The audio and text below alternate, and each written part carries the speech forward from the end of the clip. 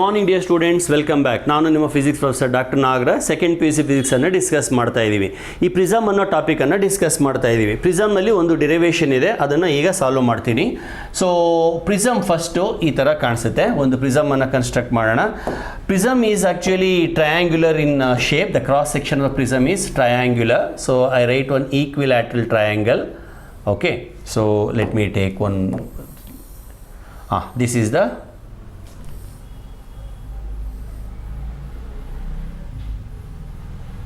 Okay, ಇದು ಒಂದು prism ಅಂತ ಅಂದ್ಕೊಳ್ಳೋಣ. Let me name it as A, B and then C. B is base, so there is no refraction from the surface B, and I will draw two perpendicular lines. They are nothing but normal anta karibodu avana. First normals anna draw ಮಾಡೋಣ. One normal is for this surface AB, so it looks like this. ಇದು ಒಂದು perpendicular. ಇನ್ನೊಂದು ಇದಕ್ಕೆ perpendicular draw ಮಾಡೋಣ. So it is like this. So ಇವೆರಡು perpendicular ಆಗ್ತವೆ. ಈಗ ಒಂದು ಇನ್ಸಿಡೆಂಟ್ ರೇ ತಗೊಳ್ಳೋಣ. It is in the rarer medium, that is here. So that incident ray falls at this point. After refraction it bends towards the normal and again it bends away from the normal. ಗೊತ್ತಾಗ್ತಾ ಇದೆಯಾ? So ಇಲ್ಲಿ rarer ಇಂದ ಡೆನ್ಸರಿಗೆ ಬಂತು, so it bends towards the normal. ಇಲ್ಲಿ it is going away from the normal because it is going from denser to rarer. So initially it was suppose to travel in this direction. ಅದು initial direction ಅನ್ನು ಬರೆದು ಬಿಡ್ತೀನಿ. ಒಂದು ವೇಳೆ prism ಇಲ್ಲದೆ ಹೋಗಿದ್ದಿದ್ರೆ ಅದು ಹೀಗೆ ಟ್ರಾವೆಲ್ ಮಾಡಿರ್ತಾ ಇತ್ತು, ಆಯಿತಾ? ಹೀಗೆ ಟ್ರಾವೆಲ್ ಮಾಡಿರ್ತಾ ಇತ್ತು, ಬಟ್ ಹಿಂಗೆ ಹೋಗಿದೆ. ಹಾಗಾಗಿ ಅಲ್ಲಿ ಒಂದು ಸ್ವಲ್ಪ ಡಿವಿಯೇಷನ್ ಆಗಿದೆ. ಎಷ್ಟು ಡಿವಿಯೇಷನ್ ಆಗಿದೆ? ಇಷ್ಟು ಡಿವಿಯೇಷನ್ ಆಗಿದೆ. ಇದನ್ನು ನಾವು ಆ್ಯಂಗಲ್ ಆಫ್ ಡಿವಿಯೇಷನ್ ಅಂತ ಕರೆಯೋದು. ಈಗ ಈ ರೇಯನ್ನು ಹೆಸರಿಡೋಣ P Q R, ಆರ್ ಅಲ್ಲಿ ಬರೆಯೋದು ಬೇಡ, R ಆ್ಯಂಡ್ S. ಓಕೆ, ಈ ಥರ ಹೆಸರಿಡೋಣ. ಆಮೇಲೆ ಇದು ಆ್ಯಂಗಲ್ ಆಫ್ ಇನ್ಸಿಡೆನ್ಸ್ ಆಗುತ್ತೆ I1. ಇದು ಆ್ಯಂಗಲ್ ಆಫ್ ರಿಫ್ರಾಕ್ಷನ್ ಆಗುತ್ತೆ, ಇದು ಆ್ಯಂಗಲ್ ಆಫ್ ರಿಫ್ರಾಕ್ಷನ್ ಆಗುತ್ತೆ R1. ಓಕೆ, ಇದು ಆ್ಯಂಗಲ್ ಆಫ್ ಇನ್ಸಿಡೆನ್ಸ್ ಆಗುತ್ತೆ R2. ಇದು ಆ್ಯಂಗಲ್ ಆಫ್ ಎಮರ್ಜೆನ್ಸ್ ಅಲ್ವಾ, ಅದನ್ನು I2 ಅಂತ ಬರಿತೀನಿ.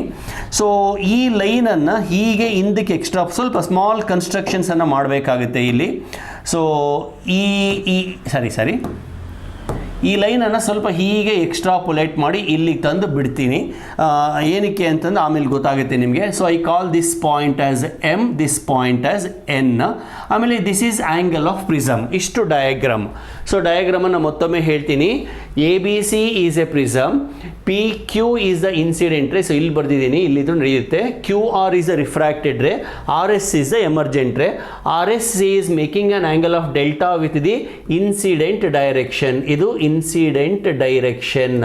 Okay, that is nothing but angle of deviation. Okay, I1 is the incident angle, R1 is the refraction angle at this point, R2 is the incident angle, I2 is the refraction angle at this point. ಇಷ್ಟು ಆದ ಮೇಲೆ ಈಗ ಬನ್ನಿ ಸ್ವಲ್ಪ ಗಮನಿಸಿ. ಈ angle ಎಷ್ಟಿರಬಹುದು? ಇಲ್ಲಿ ಬರಿತೀನಿ ನೋಡಿ. It is I1 minus R1 ಇರುತ್ತೆ. ಹೆಂಗೆ ಸರ್? ನೋಡಿ, ಈ ಆ್ಯಂಗಲ್ I1, ಅದಕ್ಕೆ ಫುಲ್ ಆಪೋಸಿಟು I1. ಈ ಫುಲ್ ಆ್ಯಂಗಲ್ I1ನಲ್ಲಿ R1ಅನ್ನು ಮೈನಸ್ ಮಾಡಿದ್ದೀನಿ, ಆವಾಗ I1 ಮೈನಸ್ R1 ಆಗುತ್ತೆ. ಅದೇ ಥರ ಈ ಆ್ಯಂಗಲ್ ಎಷ್ಟಿರ್ಬೋದು? ಗೆಸ್ ಮಾಡಿ ನೋಡೋಣ. ಲೆಕ್ಕ ಮಾಡಿ ನೋಡಿ. ಇದಕ್ಕೆ ಫುಲ್ ಆಪೋಸಿಟು ಈ ಆ್ಯಂಗಲ್ಲು I2 ಇರುತ್ತೆ, ಅದರಲ್ಲಿ ಇದನ್ನು ಮೈನಸ್ ಮಾಡಿದ್ದೀನಿ, ಆವಾಗ ಇದು I2 ಮೈನಸ್ ಆವಾಗ ಇದು. ಸೊ ನೋಡಿ, ಈ ಆ್ಯಂಗಲಲ್ಲಿ ಇದನ್ನು ಮೈನಸ್ ಮಾಡಿದ್ದೀನಿ. Okay, so I remove this angle becomes I2 minus R2. ಆಯ್ತಲ್ವಾ? I2 minus R2. ಈಗ ಸ್ವಲ್ಪ ಗಮನಿಸಿ, ಇದನ್ನು ನಾನು D ಅಂತ ಬರೆದಿದ್ದೀನಿ. ಇದು ಕೂಡ Dನೇ ಆ್ಯಕ್ಚುಲಿ. ಸೊ ಇಷ್ಟು ಆ್ಯಂಗಲ್ಲು ಇದು ದೊಡ್ಡದಾಗಿ ಬರೆದಿದ್ದೀನಿ ಅಷ್ಟೇ. ಆ್ಯಕ್ಚುಲಿ ಇದು ಕೂಡ Dನೇ. Now look at the triangle QMR. Triangle QMR ಅನ್ನು ಸುಮ್ಮನೆ ಗಮನಿಸಿ. ಅದು ಹೆಂಗಿದೆ? ಹೀಗೆ ಇದೆ. QMR ಇದು ಇನ್ಸಿಡೆಂಟ್ ಡೈರೆಕ್ಷನ್ನು, ಇದು ಆ್ಯಂಗಲ್ ಆಫ್ ಡಿವಿಯೇಷನ್ನು, ಇದು I1 ಮೈನಸ್ R1, ಇದು I2 ಮೈನಸ್ R2. ಗೊತ್ತಾಯ್ತಲ್ವಾ? ನಿಮಗೆ ಹೈಸ್ಕೂಲಲ್ಲಿ ಹೇಳ್ಕೊಟ್ಟಿರ್ತಾರೆ ಒಂದು ಥಿಯರಮನ್ನು. Exterior angle is equal to sum of the interior angles ಅಂತ. ಸೊ ಈ ಡಯಾಗ್ರಾಮನ್ನೇನು ಬರೆಯೋ ನೆಸೆಸಿಟಿ ಇಲ್ಲ, ಇದನ್ನು ತೆಗೆದು ಬಿಡ್ತೀನಿ ಡೈರೆಕ್ಟಾಗಿ.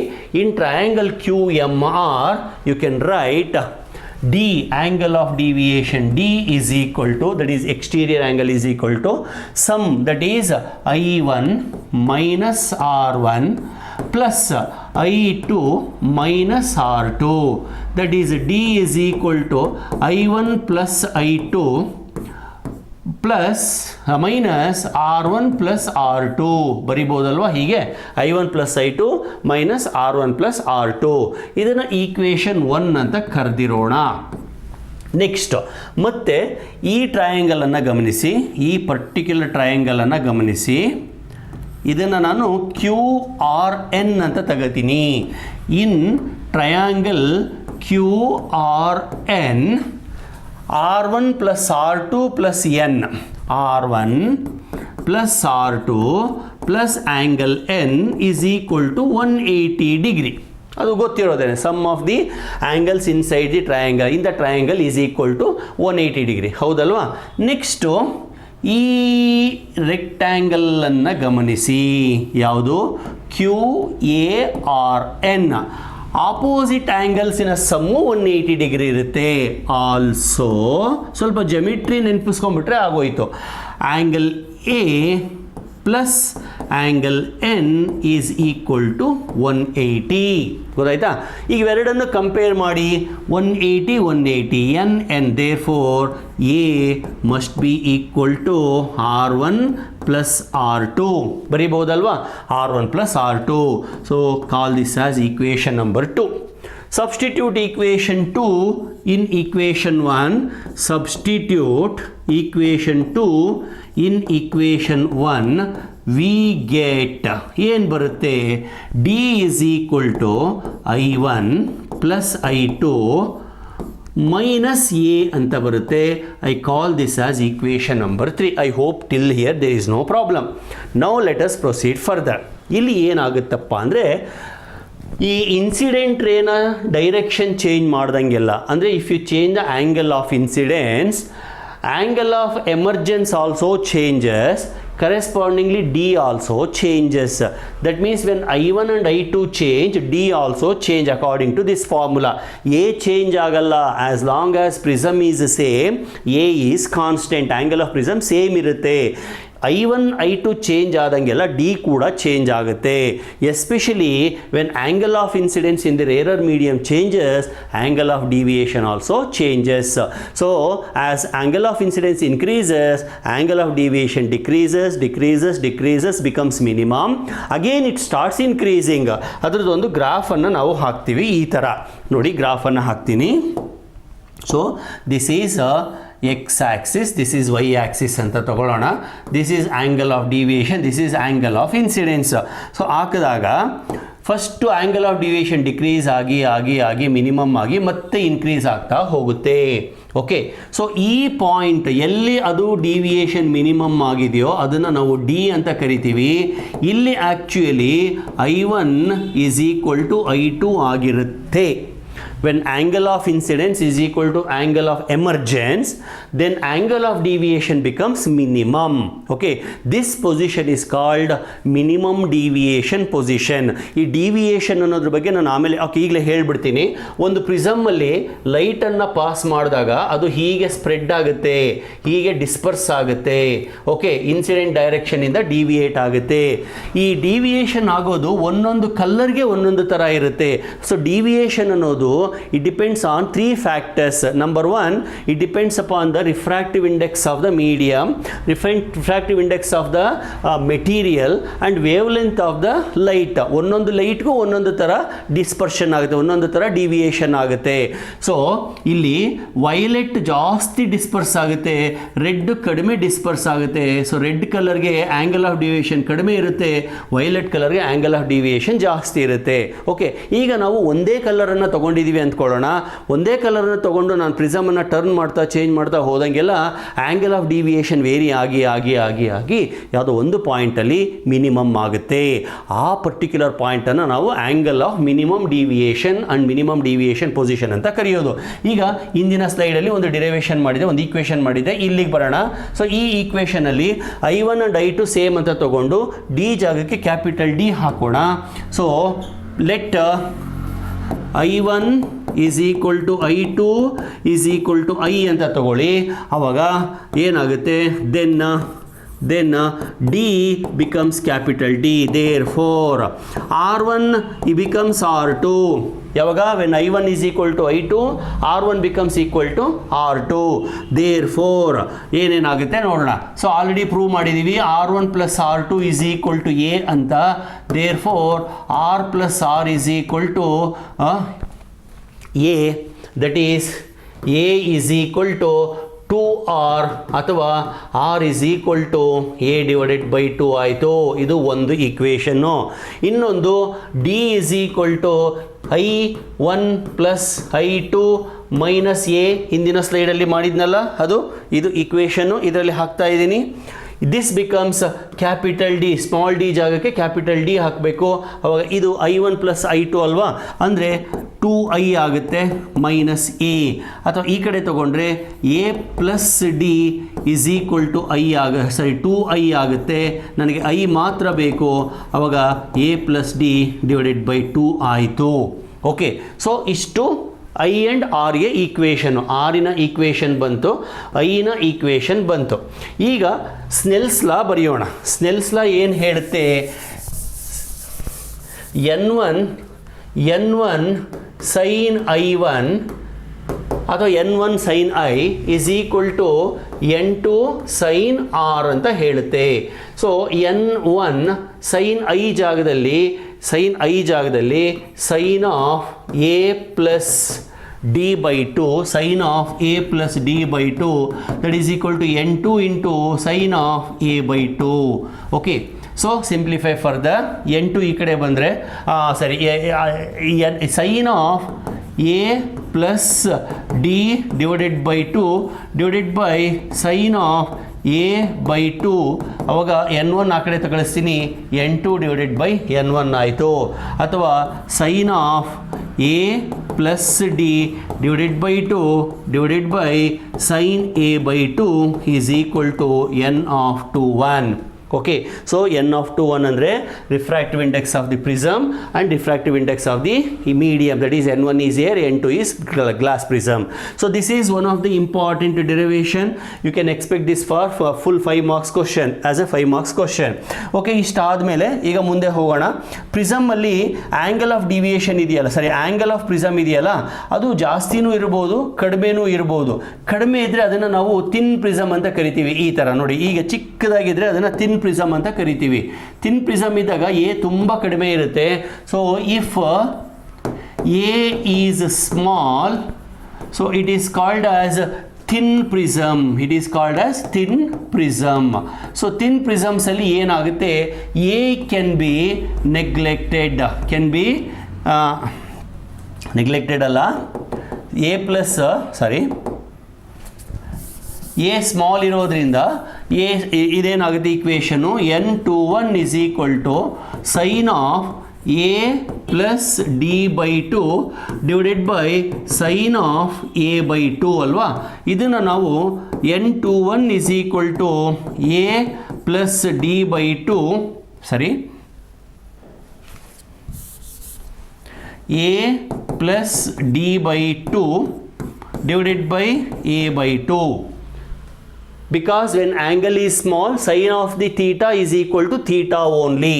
So that is N21 is equal to A plus D divided by A ಅಷ್ಟೇನೆ, ಯಾಕಂದರೆ 2 ಕ್ಯಾನ್ಸಲ್ ಆಯಿತು. ಸೊ ಇದನ್ನು ನಾನು N21 that is equal to A by A plus D by A ಅಂತ ಸ್ಪ್ಲಿಟ್ ಮಾಡ್ಕೋತೀನಿ. ಅವಾಗ N21 is equal to 1 plus D divided by A ಆಗುತ್ತೆ. Okay, so ಈ ಥರ ನಾವು ಬರೀಬಹುದು. ಅಥವಾ that is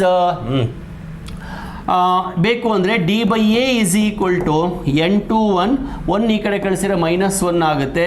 D is equal to A into n21 -1. This is the equation for deviation in the case of thin prism. Okay, ಕೇಳ್ಬೋದು obtain the expression for angle of deviation in thin prism ಅಂತ. Thin ಪ್ರಿಸಮಲ್ಲಿ angle of prism ತುಂಬ ಕಡಿಮೆ ಇರುತ್ತೆ. So ಇದು ಪ್ರಿಸಮ್ಗೆ ಸಂಬಂಧಪಟ್ಟಂಗೆ. ಆಮೇಲೆ ಪ್ರಿಸಮಲ್ಲಿ dispersion ಆಗುತ್ತೆ ಅಂತ ಹೇಳಿದೆ. ಸೊ ಲೈಟ್ ಬಿದ್ದಾಗ ಅದು ಬಂದು ಹೀಗೆ ಸ್ಪ್ಲಿಟ್ ಆಗಿ ಓಕೆ ಈ ಥರ ಆಗುತ್ತೆ.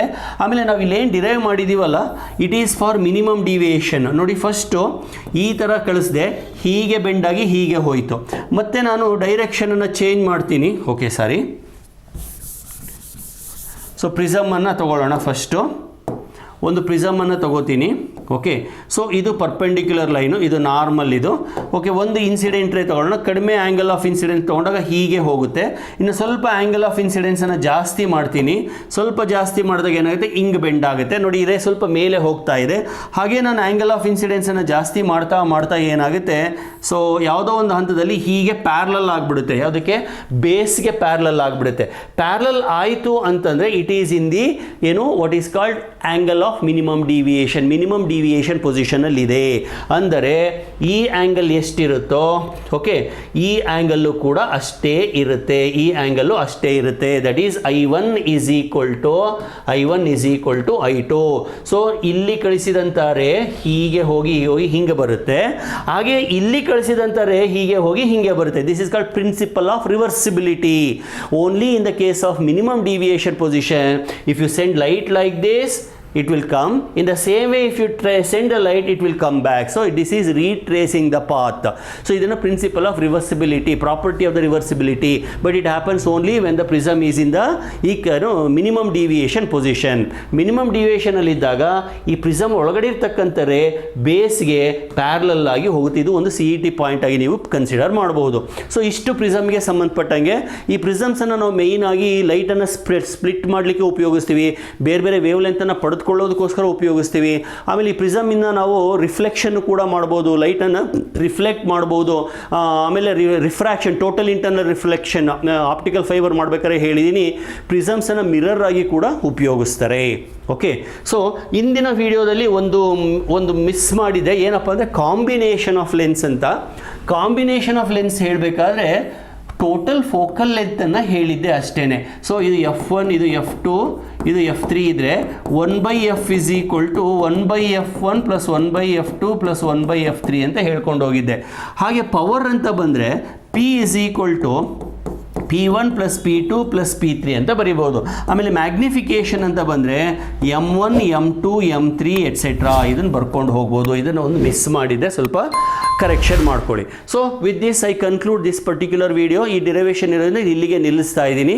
ನೆಕ್ಸ್ಟ್ ನಾನು instruments, optical instruments, human eye, simple microscope, compound microscope, ಆಮೇಲೆ ಟೆಲಿಸ್ಕೋಪ್, ಇಷ್ಟನ್ನು ಹೇಳಿ ಈ ಚಾಪ್ಟರ್ನ ವೈಂಡ್ ಅಪ್ ಮಾಡ್ತೀನಿ. ಸೊ ದಯವಿಟ್ಟು ನನ್ನ ವೀಡಿಯೋಸನ್ನು ಲೈಕ್ ಮಾಡಿ, ಶೇರ್ ಮಾಡಿ. Okay, thank you very much.